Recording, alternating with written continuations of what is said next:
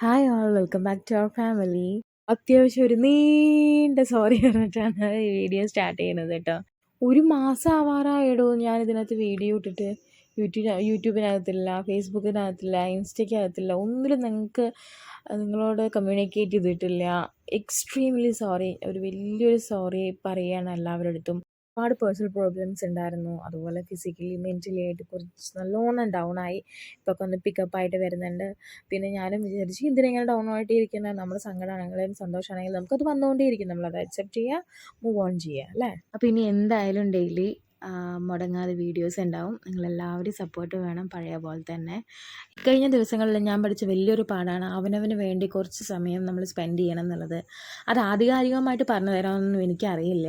അപ്പോൾ നിങ്ങൾക്ക് ഇഷ്ടമുള്ള കാര്യങ്ങൾ നിങ്ങൾ എന്തായാലും ചെയ്യാൻ ശ്രമിക്കുക. അത് നമുക്ക് വേണ്ടി മാത്രം കുറച്ച് സമയം സ്പെൻഡ് ചെയ്യുക. ഈ 10-28 ദിവസം എന്തൊക്കെ നടന്നത് അതൊക്കെ ഞാൻ മോസ്റ്റ്ലി എന്നെക്കൊണ്ട് പറ്റുന്ന വിധത്തിൽ ഞാൻ വീഡിയോസ് എടുത്തു വെച്ചിട്ടുണ്ടായിരുന്നു. ഇപ്പം നിങ്ങൾ കാണുന്നത് ഒരു ലോങ് വീഡിയോ ആണ്, ഒരു മാസത്തെ വീഡിയോ ആണ് ഈ കാണുന്നത് കേട്ടോ. യാത്രയൊക്കെ പറഞ്ഞിട്ട് പാലക്കാട് നിന്ന് പോന്നു. നോക്കിയപ്പോൾ പകുതി വഴി എത്തിയപ്പോൾ എനിക്ക് നല്ല പനി കേട്ടോ. പിന്നെ അടുത്തുള്ള ഒരു സ്ത്രീ എനിക്ക് പാരസെറ്റമോളൊക്കെ തന്നു. പിന്നെ അതൊക്കെ കഴിച്ച് കുറച്ച് ഭേദമായി. വീട്ടിലെത്തിയിട്ട് പിന്നെയും പനി ഉണ്ടായിരുന്നു. ഒരു 4-5 ദിവസം കിടപ്പിലായിരുന്നു കേട്ടോ. പിന്നീട് അതേ തുടർന്നിട്ട് കുറച്ച് ടെസ്റ്റും കാര്യങ്ങളൊക്കെ ഉണ്ടായിരുന്നു. ഇനി വേറൊരു വീഡിയോയിൽ ഞാൻ എന്തായിരുന്നു എൻ്റെ കാര്യങ്ങളെന്നൊക്കെ വിശദമായിട്ട് പറയാം കേട്ടോ. സ്കൂളിൽ അഡ്മിഷനൊക്കെ എടുത്തു. അതിനുശേഷം ഞങ്ങൾ ഗുരുവായൂരപ്പൻ്റെ അമ്പലത്തിൽ പോയിട്ടുണ്ടല്ലോ, എഴുത്തിനിരുത്തി മക്കളെ. അതിൻ്റെ വീഡിയോസാണ് ഇപ്പോൾ കണ്ടുകൊണ്ടിരിക്കുന്നത് കേട്ടോ. പിന്നെ നന്നായി എഴുതിയവർ അധികം വാശിയൊന്നും പിടിക്കാതെ കേട്ടോ. അവിടുന്ന് 2 സ്ലേറ്റും പെൻസിലൊക്കെ കിട്ടിയിട്ടുണ്ടായിരുന്നു. വീട്ടിൽ വന്നിട്ട് പൊരിഞ്ഞ എഴുത്തായിരുന്നു കേട്ടോ. ഞാൻ പറഞ്ഞില്ലേ പുനലൂർ വന്ന ശേഷം കുറച്ച് ഹെൽത്ത് ഇഷ്യൂസും ഒക്കെ ഉണ്ടായിരുന്നു. അതൊക്കെ തീർന്ന ശേഷം പിന്നെ ഞങ്ങൾ അടുത്തുള്ള സ്വാമിനാരായണ ടെമ്പിൾ അങ്ങനെ കുറച്ച് അമ്പലങ്ങളിലൊക്കെ പോയി. പിന്നെ കുറച്ച് കുട്ടികൾക്ക് കളിക്കാനുള്ള സ്ഥലങ്ങളിലൊക്കെ പോയിട്ട് അവിടെ പാർക്കിലൊക്കെ പോയിട്ട് കുറച്ച് ദിവസം അങ്ങനെ നടന്നു കേട്ടോ. പിന്നെ വീഡിയോസൊന്നും ഇടാനുള്ള മൂഡില്ല പറഞ്ഞാൽ വെയ്യായിരുന്നു ഇടാ, അതുകൊണ്ട് മാത്രം കേട്ടോ ഇടാതിരുന്നത്. അത് എഡിറ്റ് ചെയ്ത് കുറച്ച് നേരം ഇരിക്കുമ്പോഴേക്കും എനിക്ക് എൻ്റെ തലയൊക്കെ വെട്ടിപ്പൊളിക്കുന്ന വേദന, അത്രയും വേദനയായിരുന്നു. അപ്പോൾ അതുകൊണ്ടാണ് വീഡിയോസ് ഒന്നും ഇടാൻ പറ്റാത്തതുകൊണ്ടായിരുന്നു കേട്ടോ. പിന്നെ മെൻ്റലി ആയിട്ടുള്ള സ്ട്രെസ്സും കുറച്ച് കൂടുതലായിരുന്നു. അപ്പോൾ അതുകൊണ്ടായിരുന്നു വീഡിയോസ്. പക്ഷേ ഞാൻ എത്ര വീഡിയോസ് ആണ് എടുത്ത് വെച്ചിരിക്കുന്നത്, സ്റ്റോറേജൊക്കെ ഫുള്ളായിട്ടുണ്ടല്ലോ. എനിക്കിപ്പം ഇപ്പോഴും മെസ്സേജ് വന്നുകൊണ്ടിരിക്കുക. ഇപ്പോൾ ഇത് എഡിറ്റ് ചെയ്തുകൊണ്ടിരിക്കുമ്പോഴല്ലോ ആപ്പ് അപ്ഡേറ്റ് ചെയ്യാൻ വേണ്ടി വന്നപ്പോൾ ഏതൊക്കെ ഞാൻ ആപ്പിൽ ഡിലീറ്റ് ചെയ്ത ശേഷമാണ് ഇപ്പോൾ അത് എഡിറ്റ് ചെയ്യണത് തന്നെ. അത്രയ്ക്ക് വീഡിയോസ് ഞാൻ ഇതിലെടുത്ത് വെച്ചിട്ടുണ്ട്. പിന്നെ എനിക്ക് എന്താ പറയുക, മനസ്സാക്ഷി കുത്ത് ഇങ്ങനെ എൻ്റെ നെഞ്ചിൽ കൊടുത്ത് കുന്തം കൊണ്ട് കുത്തണമാതിരി ഉണ്ട് എന്നുള്ളതാണ്.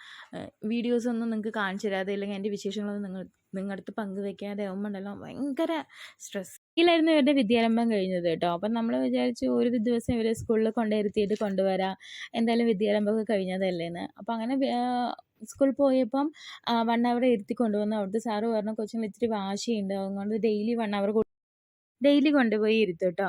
അങ്ങനെ ഇത് ഫസ്റ്റ് ഡേ ആയിരുന്നു. നല്ല രസമായിരുന്നു കാണാൻ വേണ്ടിയിട്ട്. അവർ ഫസ്റ്റ് ഡേ ഓഫ് സ്കൂളിൽ നിന്നൊക്കെ ബോർഡൊക്കെ പിടിച്ചിട്ട് ഫോട്ടോ ഒക്കെ കുറേ എടുത്തിട്ടുണ്ടായിരുന്നു കേട്ടോ. ഇപ്പോൾ പിന്നെ റെഗുലറായിട്ട് സ്കൂൾ സ്റ്റാർട്ട് ചെയ്തു കേട്ടോ. 9:30 to 12:30 വരെ ഉണ്ട്.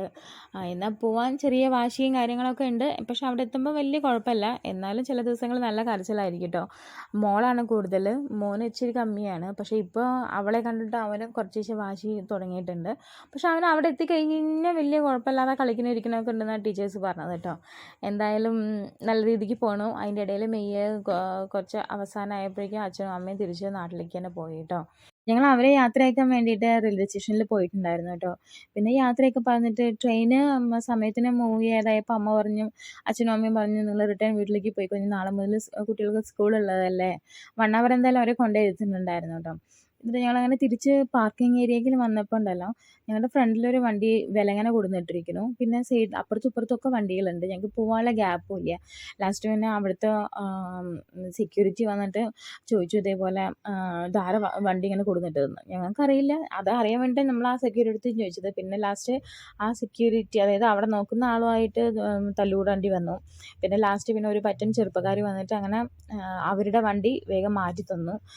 എന്നിട്ടാണ് ഞങ്ങൾ ഒരു മണിക്കൂറല്ല, ഒരു 3/4 മണിക്കൂറോളം എന്തായാലും അവിടെ തമ്പടിച്ച് നിന്നിട്ടുണ്ടാവും കേട്ടോ.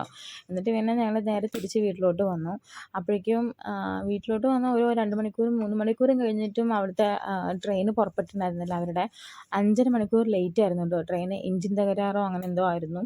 1 മണിക്കൂറോളം വൈകിയിട്ടായിരുന്നു കേട്ടോ വണ്ടി ഓടുന്നുണ്ടായിരുന്നത്. കേരളത്തിൽ എത്തുമ്പോഴേക്കും ഒന്നൊന്നര അവസ്ഥയായിട്ടുണ്ടായിരുന്നു അവരുടെ. പിന്നെ അതിനുശേഷം ഞങ്ങളിവിടെ ഞങ്ങളുടെ ഡെയിലി റൂട്ടീൻ ദിവസം അവരെ സ്കൂളിൽ കൊണ്ടാക്കുന്നു. ഇടയ്ക്ക് ഞങ്ങൾക്ക് അസുഖം വരും. ഞങ്ങൾ ഹോസ്പിറ്റലിലേക്ക് പോവും. ഒരുപാട് കാര്യങ്ങൾ ഞാൻ നിങ്ങൾക്ക് വീഡിയോസിലൂടെ കാണിച്ചു തരാൻ ശ്രമിച്ചിട്ടുണ്ട് കേട്ടോ.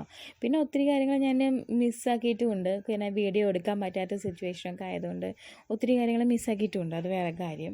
പിന്നെ പിന്നെ ഞങ്ങൾ സ്കൂളൊക്കെ തുറന്ന ശേഷം ഒരു ദിവസം ഞങ്ങൾ സൂവിലൊക്കെ പോയിട്ടുണ്ടായിരുന്നു. കുട്ടികൾക്ക് അതായത് ഇത് എലിഫൻ്റാണ്, ഇത് ലയണാണ് അങ്ങനെയൊക്കെ തിരിച്ചറിയാൻ തുടങ്ങുന്ന ഒരു പ്രായമാണ് ഇപ്പം.